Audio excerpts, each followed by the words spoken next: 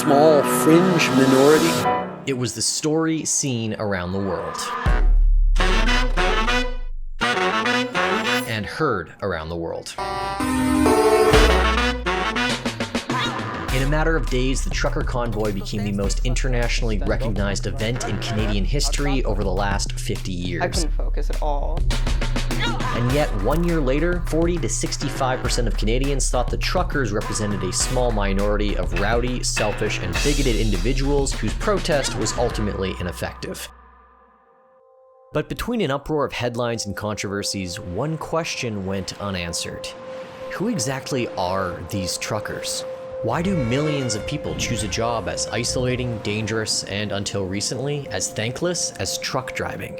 Is it really just about the money, or is there something else? To find out, I did what any rational person would do. I flew across the country, snuck inside of an 80,000-pound semi-truck, and took to the roads with a real Canadian trucker that I had never even met before. Oh yeah, and that trucker just so happened to be one of the most controversial and pivotal organizers of the entire convoy. Mr. Benjamin Dichter. Mr. Dichter, thank you for being here. Mr. Dichter, thanks so much for coming on tonight. What I discovered on my journey left me absolutely stunned, and what you're about to see and hear may just change the way you think about trucking and the convoy forever. My name is Julian Figueroa, and this is what I learned spending 48 hours as a Canadian trucker. What time is it? 4:30, something like that. Right before the coffee shops are open, so I'm gonna go to the truck, do a quick inspection, make sure nothing's gonna break when we go on the way, and get on the highway hopefully before traffic hits and head out east. All right, we're starting our first trip here. It's gonna be a bit of a short one today, but we're going over to Johnstown, which is kind of east of Toronto. Let's go. Okay, so first things first. This is Benjamin B.J. Dichter. Not only did Benjamin help organize the trucker convoy, write a book about it, and have his bank account frozen by the Canadian government as a result, all which we'll get to very soon, he's also an independent owner-operator of his own truck. And because of that, I got to ride shotgun for most of the trip. Well, except for the freight pickups, because I wasn't actually supposed to be there. All right, so I'm actually hiding in the back of BJ's truck here. Oh, just come in for a second. So besides wondering why BJ would ever agree to any of this, the first question to ask naturally was, why should any of us care about trucking in the first place? The nature of the world that we live in, we wouldn't have the standard of living that we have today had it not been for the transportation infrastructure that we have. Something like 80% of all goods that people buy, everything, all goods, doesn't matter if it's a car or a head of lettuce, all of it at some point was on a truck. There's van trucking like this, there's tankers like that one that just went by, logging trucks. So you couldn't function in the modern world without the trucking industry and truckers right now. In the early 1970s, truckers had this image of the new American cowboy.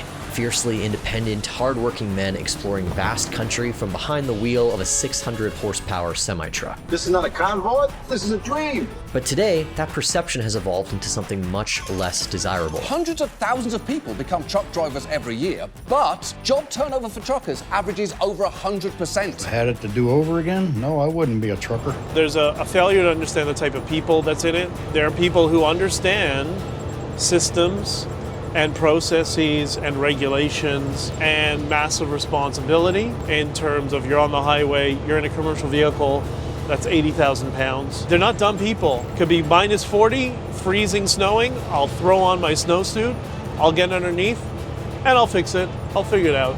And very adaptable. And I think we got to get away from the image that Hollywood likes to portray of what trucking is. You know, the knuckle dragger, that's not what it is. That's not what they are.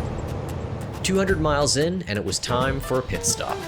I remember coming here on the way to the Freedom Convoy the first day, and half the cars in this parking lot were pickup trucks with Canadian flags and Freedom and F. Trudeau. It was hysterical. You know you're in Canada when you see this lineup in front of a Tim Hortons at 7 in the morning. All right, BJ, I got a question for you. What is it like being part of a fringe minority?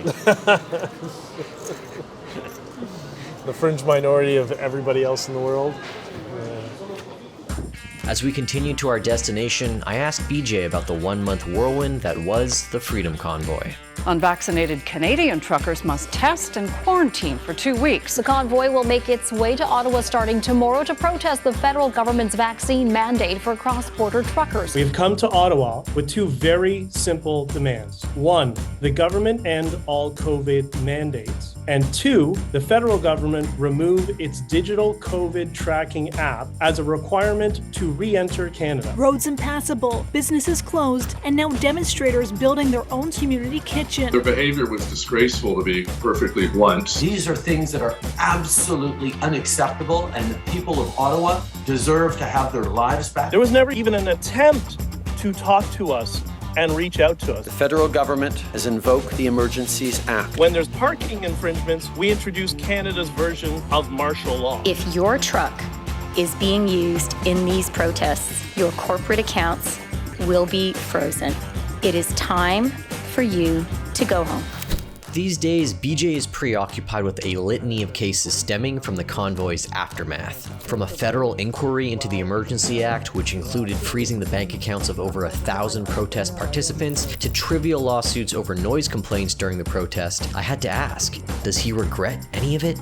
Man, seeing the dance parties, seeing like the whole essence of what it was that I was trying to communicate in every interview I did, every communication, every press release, all of it was peace, love, unity, and freedom.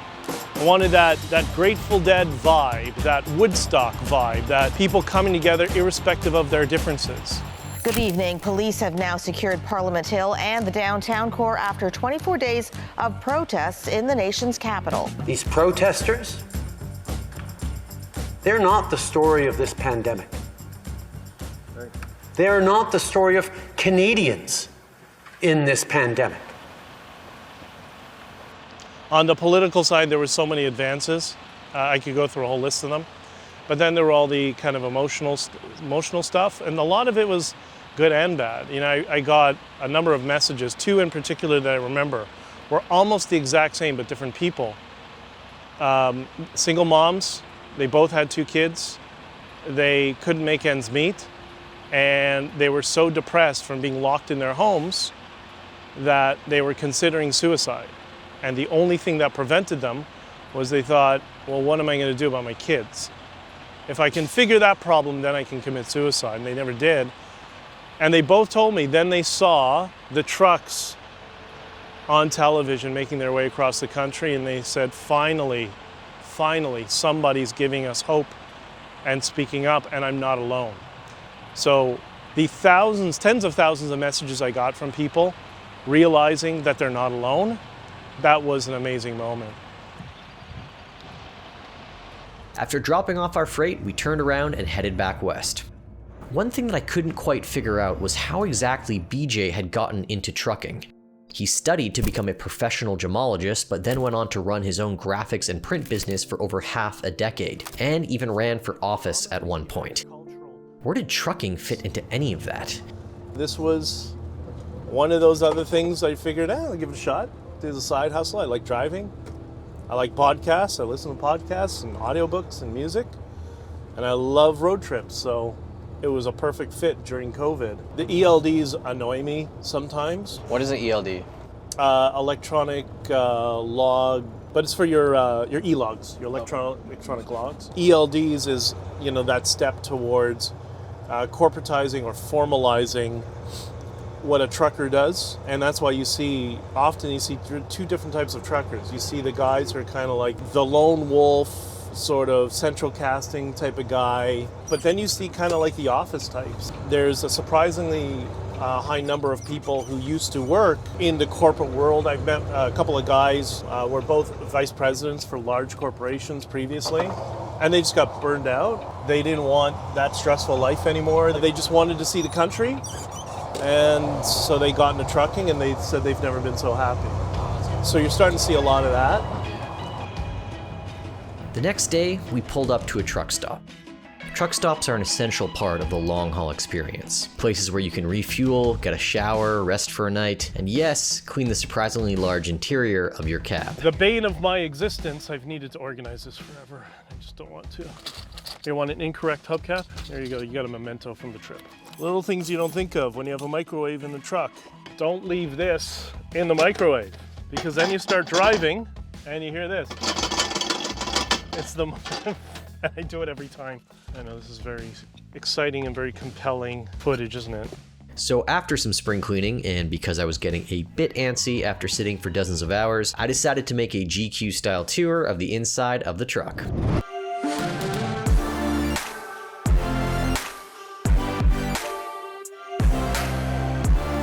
I'm Justin Bieber. This is my tour bus. All right, so there's many different types of cabs. There's day cabs and overnight long haul cabs. There's many different ways to describe it, which is what this one is. What's integral to all truckers is this thing here, the microwave. And now increasingly air fryers, which I don't have yet, but I will be getting. In the back here, you'll notice it's quite tall. I'm 5'10", and I can't even reach the top. And then this, of course, as everybody knows, CB radios. They're used more in the Midwest now. Everybody switched over to cell phones and WhatsApp and stuff like that. There are things to block off the windows, so like the equivalent of blackout curtains. And then you run these curtains between the front and the back, and then you're shut down for the night, and it's basically as black as can get in here. If you're in the right area, you're a quiet part of the country. It is so quiet. Sometimes you have the best sleeps in a truck, you really do. If I was out for a week or 2 weeks at a time, like many of the truckers are, then I probably would organize things a lot more than how it is, but I'm usually just one night in and out sort of thing. Often what I'll do is I'll jump up into the second level and set up my laptop there. I just kind of sit by the window on the laptop working. Sometimes you might have heard me in Twitter spaces and stuff. I'm usually up there, and I have a little table that I bring up here, and I sit and I do my work and I chill. This is what it looks like when you blow, in this case, he blew a steering tire. Oh, shit. That's just from one tire blowing. Ooh. For the last few hours, I took a walk around the truck stop to take in and reflect upon my many conversations with BJ. Today, almost all COVID mandates are now removed, and the trucking industry itself is overstaffed. All this coincides with the slow yet inevitable rise of autonomous trucking, threatening to disrupt a workforce that makes up 1 out of 100 jobs in the entire North American economy. For all the attention truckers had during their protest against vaccine mandates, what would be their real lasting impact? And was that story truly heard? Or would it be buried like most things in the 24-hour news cycle? Every country in the world was trying to get a hold of us. The fringe minority stuff? No. We were everybody. We were the silent majority. We had the trucking industry, people in farming across the country, NDP school trustees reaching out to me and talking to me and supporting the Freedom Convoy, saying, yeah, we disagree on a bunch of policies, people who are big into identity politics, but we have to have the freedom to speak to one another. We also had Bitcoiners, fund managers, teachers, professionals, contractors. We were everybody. We were the working class and the professional class unifying. That's how we got so much money in donations. The total cumulative we received in donations is approximately $23 million. That's Bitcoin and fiat. That out-fundraised all the political parties in Canadian history. Justin Trudeau got elected because they raised $40 million in 4 years. We raised 23 in 3 weeks. So the money that they donated to us was not money. That was their vote, because we were the opposition. But was any of that money actually put to use? Millions of donated convoy funds were frozen at the direction of the Canadian government under terrorist financing laws. And even this terrorist had his own bank accounts frozen. When they say freezing your bank accounts, they mean freezing anything you have to transact. So whether it's your bank accounts, or your corporate accounts, or your lines of credit, or your credit cards, nothing worked. Nothing except for Bitcoin. GoFundMe froze their funds on Friday, alleging violations of its terms of service. All of this driving the movement to Bitcoin. And just like that, more than $700,000 worth of Bitcoin appears to have evaded capture. The only way that the truckers got money in a real way was through Bitcoin and storing it between computers and hardware. Bitcoin is an apolitical tool that can and will be used by anyone. Bitcoin proved its use case in the Freedom Convoy. Aside from little bits of cash that were being handed around on the street, that's the only money that got into the hands of any of the truckers. There are people donating from Nigeria to Canada for human rights. There are movements on all sides of the political spectrum, so I'm not playing favorites here. But if you take something like Vietnam protests, if they had Bitcoin, they would have had something with teeth beyond just protesting. That's not something any of these protests have ever had before. That's what we had. These illegal blockades and occupations received disturbing amounts of funding to destabilize Canada's democracy. It became clear that local and provincial authorities needed more tools to restore order and keep people safe. Once I saw that, I thought, wow, they've now just set a precedent, and this is going to happen again. And what happened after the Brazil elections? They had trucking protests across the country. It didn't take long, maybe a week or so into it, they froze the bank accounts of all the truckers. So that was the second time.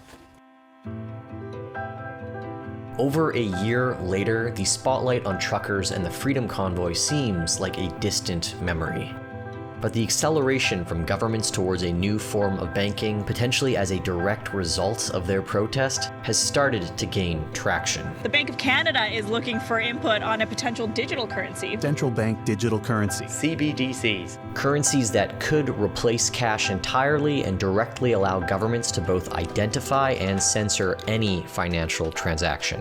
When asked about such a controversial and grim development, however, BJ responded with something I didn't quite expect. People get upset at me. I am actually, despite the negative aspects that we talked about here, I'm quite bullish on positivity in the future. I think things are going to get really good. And I think there's going to be more bumps in the road. We're experiencing them now.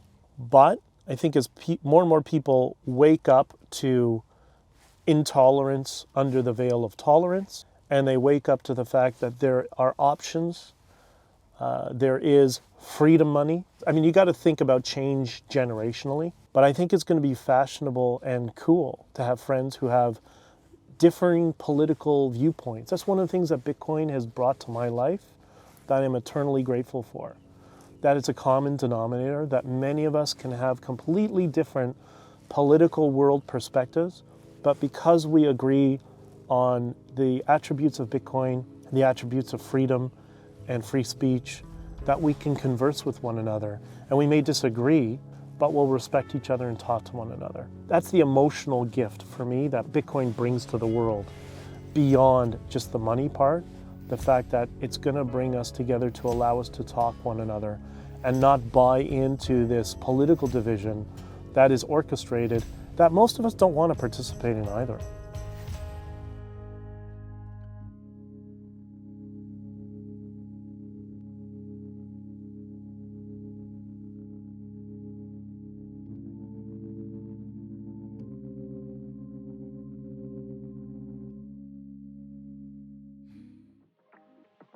Hey there, I hope you thoroughly enjoyed watching this video as much as I enjoyed making it.